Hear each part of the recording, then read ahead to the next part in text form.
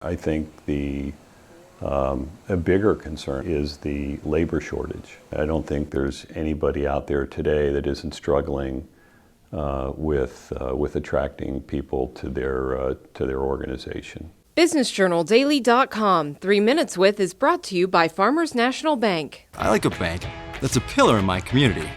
I like a bank so cutting edge, they have a lab branch. We are so alike. Well, we do both bank at Farmers National Bank.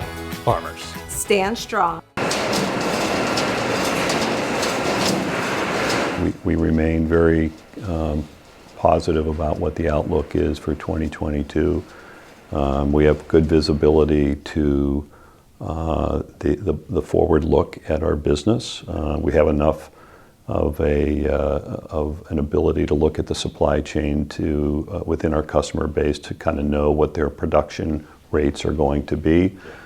Again, there's concerns, right? There's I don't think there's as much uncertainty as we enter 2022 as there had been certainly in 2021. And of course, we said in 2020 we had no idea what to expect in January 2020. But there are concerns, right? There's concerns about labor. There's concerns about inflation, and and I would say the third concern is the concern over disruptions to the supply chain. A lot of things that we've done over the last 3 to 4 years has really helped us through COVID and the supply chain issues that not just ourselves, but all of our customers are seeing.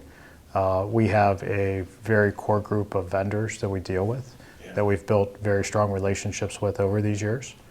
We keep in constant communication with them, on a weekly, bi-weekly basis, where we talk about, our needs and their needs and where things are at as far as the supply chain goes when it comes to securing steel, getting the steel cut to length or slit, and getting it delivered here. So, those are all things that impact us on the supply chain side because all of our product is made from steel. So, transportation factors into that as well. So we've seen some stresses on that side. But it's all communication, paying vendors in a timely fashion and making sure that, everybody's taken care of so we can get product here on the shop floor so we can make finished goods. I think that there is certainly risk to 2022. Among the risks are the supply chain and perhaps disruptions, not only as it affects our business directly, but as it affects our customers' business and in turn impacts us. I think a bigger concern is the labor shortage. I don't think there's anybody out there today that isn't struggling with attracting people to their organization. We're in the process of commercializing a new line here in Youngstown, which we're really excited about. It's been a number of years since we've done something like that. And it's really, exciting to have that opportunity as an organization to do something like that, to be able to support a customer of ours that's growing as well. We'll probably use it for a couple different customer shapes, but it's, again, to support the automated warehousing segment that we occupy. With COVID, and we've heard about it and read about it through the news, that, there's a lot more automation going on. And that's one of the things that we're seeing. Some of the larger Amazons and Walmarts and Albertsons and so on continue to invest in automation, and this is one of those areas where it's easy for them to invest in. So, transportation is a very large industry segment for us. We really saw things pick up in the second quarter of the year. I think when we saw vaccines start to roll out, people started to open up a bit more.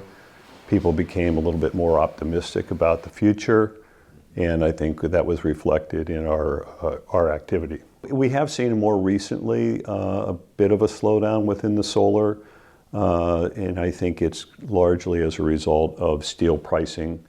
We're starting to see evidence that steel pricing is softening up a bit, and I believe there are concerns within our customer base that they don't want to commit to a project if within 3 to 6 months the steel prices drop further, in which case the cost of their project would have declined as well. So I think they're sitting on the sideline a little bit, and then there's concerns over availability back to supply chain.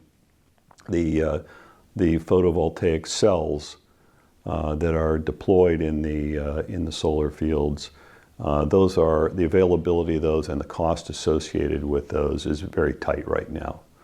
And those have been primarily coming out of China, and we all know that China presently is in more or less a lockdown mode. So I think certainly of those three industries, there's probably a greater degree of uncertainty within that industry. BusinessJournalDaily.com 3 Minutes With is brought to you by Farmers National Bank. I like a bank that's a pillar in my community.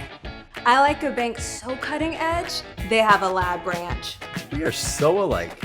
Well, we do both bank at Farmers National Bank. Farmers. Stand strong.